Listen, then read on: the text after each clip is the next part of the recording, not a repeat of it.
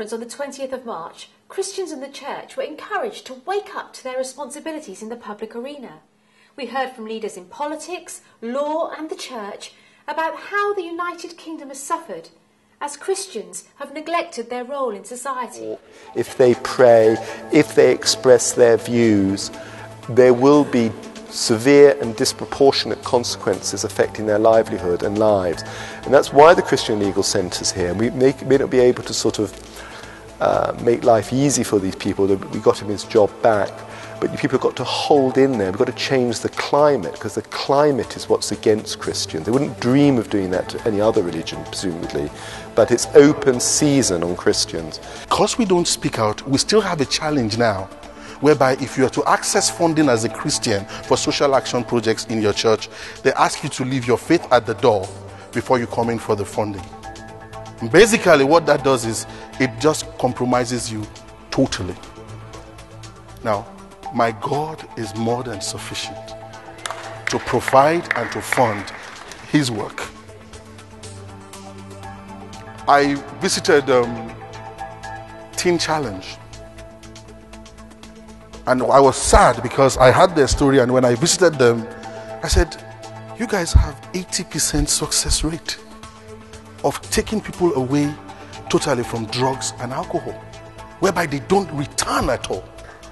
We looked at the survey in the country, the closest to them was about 15%. And the 15% was not abstinence, it was drug and medication dependent.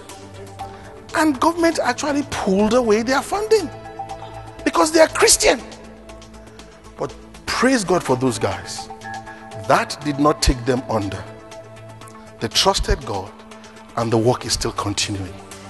And I believe strategic, political, militant Islam is the greatest threat today to our economic, political, spiritual, cultural heritage. Please, my friends, we need to speak up about this. We cannot have a country with two incompatible legal systems. Why do we let it happen? Something perhaps to ask your possible MPs if you go to their hustings when they're trying to ask for your votes. What are they going to do about a system where we have an incompatible legal system? We go back to the Magna Carta in 1215 when we got equality before the law. Why in our day have we let that be destroyed? I'm passionate about our lost European continent.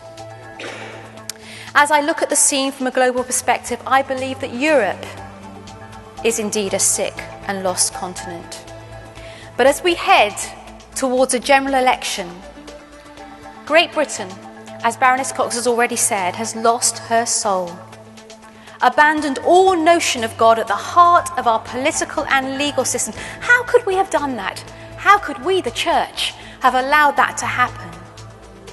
Well, we, the church, need to awake, we need to arise, and we need to stamp Christ's heart on this next general election.